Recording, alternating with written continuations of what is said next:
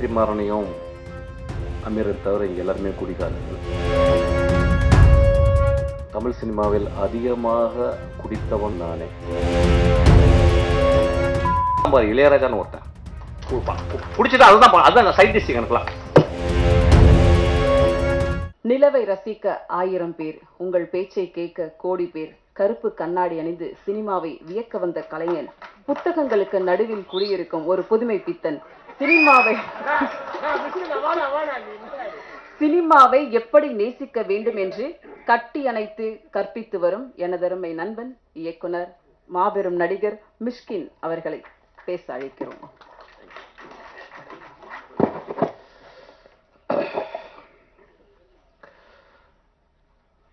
ரொம்ப ஐரணியான மேடையா பார்க்குறேன்.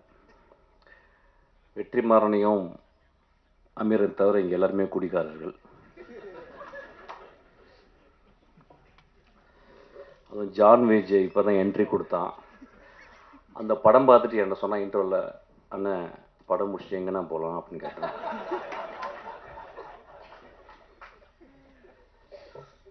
தமிழ் சினிமாவில் அதிகமாக குடித்தவனும் குடித்து கொண்டிருப்பவனும் குடிக்க போவனும் நானே. ஒருத்தன் ஒரு குடிக்கல போயிட்டு அவன் வந்து அடிக்ட் ஆகுறான் அப்படின்றது. ஏன்னா எல்லாருமே அடிக்ஷன் தான். Phone addiction. இப்போ நம்ம வந்து வெற்றி சொன்ன மாதிரி வந்து கேட்ஜெட் அடிக்ஷன், இன்ஸ்டாகிராம் அடிக்ஷனு. இப்போ நம்ம இன்ஸ்டாகிராமில் பார்க்குறோம், ரொம்ப ஆச்சரியமான ஃபெனோமெனன் பார்க்குறேன். எல்லா பொண்ணுங்களும் டான்ஸ் ஆடுறாங்க. என்னன்னு புரியல. தமிழ்நாட்டில், இந்தியா ஃபுல்லாக எனக்கு புரியல. என்ன என்ன எல்லாருமே விழுறாங்க. அப்புறம் என்னமோ செக்ஸியா முதல்லாம் கடிக்கிறாங்க. எனக்கு புரியவே இல்லை. இதை விட அடிக்ஷன் உலகத்தில் இருக்க முடியும்? எனக்கு புரியல. ஒரு அழகான பெண், என் மகள், அவ யாரோ ஒருத்தி அழகு லட்சணமா இருக்கா. அவ வந்து ஒரு ஒரு ஒரு கேவலமான ஒரு பாட்டு இருக்கும். அந்த பாட்டை பார்த்துக்கிட்டு அவ உதரெல்லாம் கடிச்சுக்கிட்டு அப்படின்னு சொல்றால. நண்பர்களை, இதை விட மோசமான அடிக்ஷன் இந்த சமூகத்தில் இருக்கான்னு கேட்கிறேன். அடிக்ஷன் எங்க இல்ல? இந்த வரப்போது இந்த ஐபிஎல் வரப்போகுது. நம்மளாம் அடிக்ஷன் இல்லையா? சினிமா விட்டு அப்படியே நேரம் போய் வாயை திறந்து பார்த்துட்டே இருப்போம். டோனி ரிட்டையரே ஆக போறது கிடையாது.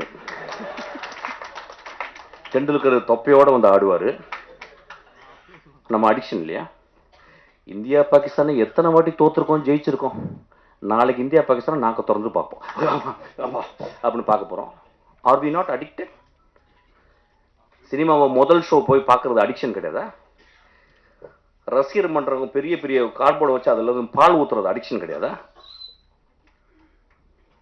எது அடிக்ஷன் இல்லை? எனக்கு கல்யாணம்னா, எனக்கு பட்டு புடவை இல்லைன்னா கல்யாணமே இல்லைன்னு சொல்லி ஒரு பொம்பளை சொன்னா அதுவும் அடிக்ஷன் தான். When we are so obsessed with something, it is called addiction. நம்ம அடிக்ஷன் நம்ம எப்படி ரொம்ப ரொம்ப அப்படி பார்க்கணும், ரொம்ப கேர்ஃபுல்லாக பார்க்கணும். இது ஒரு நல்ல ஒரு ஆப்பர்ச்சுனிட்டி தான் பார்க்குறேன். அவனுக்கு ரொம்ப ஐ ஷுட் தேங்க் யூ. அந்த படத்தில் அப்படி இந்த நோயின்னு சொல்கிறாங்களா, அந்த அடிக்ஷன் ஆகி நோய் ஆன பிறகு அவங்க திரும்பி வர்றதுக்கு வாய்ப்பு இல்லைங்கும் போது, நிஜ வாழ்க்கையில் நிறைய பேர் அடிக்ஷன் ஆகி அந்த இடத்துக்கு போகும்போது அது ஒரு point of no return. There is a point. I don't call it as a disease. I may even call it as a noble disease. நான் பார்த்துருக்கேன், ஒரு குடிகாரன் ரொம்ப ரேரஸ்ட் தான். அவன் வந்து யாராவது போய் பொறுக்கி பசங்க குடிச்சிட்டு அடிப்பாங்க. ஆனால் ஒரு வீட்டில் 2 குழந்தைகள், பெண் குழந்தைகள் இருந்து, ஒரு அழகான பெண் இருந்து, அம்மா இருந்து, அவன் குடிச்சிட்டு போய் வீட்டில் கிடக்கிறான். நான் நிறைய பேர் பார்த்துருக்கேன். என்னுடைய மனைவியினுடைய தந்தையார், அவர் அப்படியே அமைதியாக ஈவினிங் வந்து அப்படியே மெதுவாக குடிக்க ஆரம்பிச்சு கத்தான்பார். அப்படியே அப்புறம் தூங்கிடுவார். அந்த ஈவினிங் முடியல. நான் பார்த்து, என்னடா அது நல்லா தானே இருக்காரு, காலையில் நல்லா தான் இருக்காரு, மாப்பிள்ளைலாம் பேசுறாரு, நைட்டானா குடிச்சிட்டு எந்த வச்சுக்க மாட்டேன். நான் அவர் ஒரு பெரிய குடிக்கிறாரு இல்லை, நான் செஞ்சிருவேங்கனால கொஞ்சம் அவர் பயந்து அவர் அட்ஜஸ்ட் பண்ணல. அப்போ நான் பார்க்குறேன், இந்த சமூகத்தில் யாரு குடிக்காரன் இல்லை. நான் அதான் சொல்கிறேன், நான் பெரிய குடிக்காரன். ஆனா எனக்கு பெரிய ஹோப் இருக்கு. எனக்கு மிகப்பெரிய போதை அதை விட இருக்கு. அது சினிமா. மிகப்பெரிய போதை எனக்கு அது இருக்கு. அது வந்து குரசவா. மிகப்பெரிய போதை இருக்கு. இளையராஜான்னு ஒருத்தன் குடிச்சிட்டு அதுதான் சைட் டிஷ். எனக்குலாம் போட்டு சைட் டிஷ். அதான் மனிதர்களை அதிகமாக குடிகாரன் ஆக்குனது அவர் தானே வச்சுங்களேன். ஏன்னா இனிஷியேஷன் அங்கே தான் நடக்கும் ஆக்சுவலி. நான் சொல்றேன் once in while I just go out actually. ஏன்னா ரொம்ப சீரியஸா பேச முடியாது. ஏன்னா திடீர்னு ரஞ்சித் படப்படப்படன்னு பேசியிருந்தான், என்ன அப்படி பேசுறான் சீரியஸா பேசுறான்னு அப்படி அப்படி I cannot talk that. So பரவாயில்ல, சின்ன சின்ன கான்ட்ரவர்சி வரட்டேன், அப்புறம் இன்ட்ரெஸ்டிங்காக இருக்கணும். ஏதாவது அவன் ஒரு பெரிய ஆர்டிஸ்ட், அவன் சொல்றான் ஏய் என் வேலையை நீ சொல்லாதறான்றான் குடிச்சிட்டு. ஆனா குடிச்சிட்டு சொல்றான். அவனை யாராவது அங்க இருக்கவன் அண்ணா நீ எவ்வளவு பெரிய ஆர்டிஸ்ட்னா,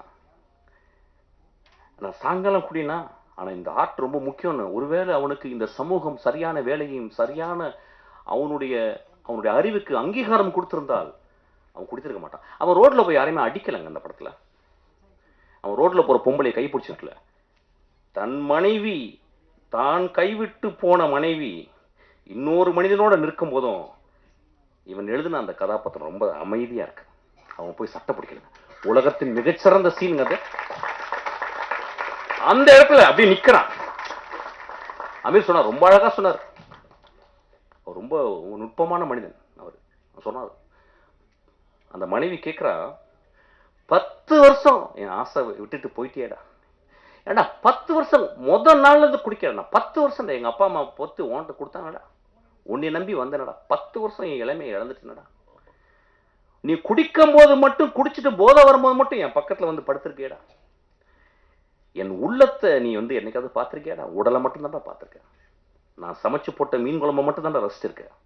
என் உள்ளத்தை ரசிச்சிருக்கியான்னு கேட்கறான். ரொம்ப எக்ஸ்ட்ரானரியான ஒரு இடம். ஆனா அந்த மனிதன் அந்த இடத்துல ரொம்ப அமைதியா நிற்கிறான்.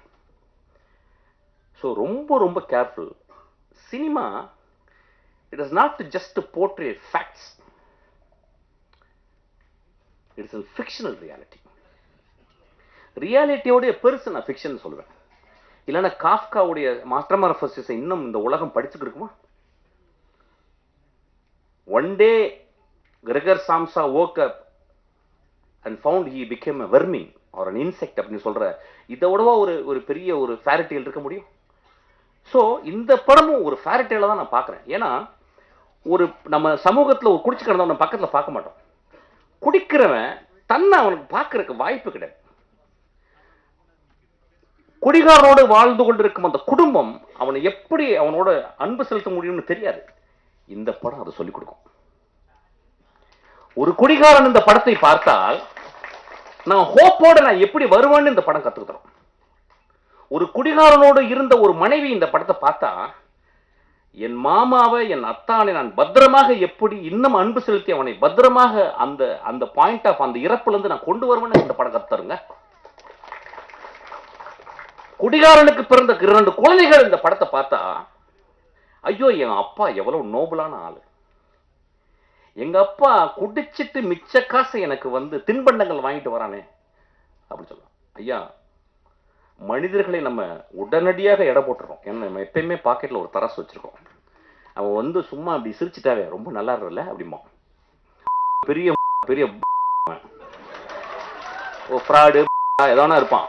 நம்ம உடனே நல்ல மனுஷன் இல்ல, அப்புறம் ஒருத்தன் என்ன அப்படின்னு போவான், பெரிய அப்படிம்பா. மனிதர்கள் நம்மளுடைய கொடுமையான அடிக்ஷன் என்னன்னா உடனடியா பாக்கெட்ல இருந்து ஒரு திராஸ் எடுத்து போட்டு நில்லுப்பா நில்லு அப்படின்னு. மனிதர்களை நிறுக்க வேணாம். மனிதர்களை ஒரு எழுத்தாளர் சொல்லியிருக்காரு, ஒரு மனிதனை பற்றி தெரிந்து கொள்ள வேண்டும் என்றால் 5 வருடம் அவனோட நீங்க பயணப்பட்டிருக்கணும்ன்றாங்க. ஸோ மனிதர்களை நம்ம அவ்வளோ சீக்கிரம் குடிகாரன்னா ரொம்ப மோசம். நான் நீ குடிகாரனுக்காக பேச வந்திருக்கேன் ஆக்சுவலி. ஏன்னா எல்லாருமே பயங்கரமா அடிக்ஷன், ரொம்ப பழைய அடிக்ஷன். ஹோப் கொடுங்க ஒரு மனிதனுக்கு. செய்திகளை உடனுக்குடன் தெரிந்து கொள்ள உடனே சப்ஸ்கிரைப் பண்ணுங்க.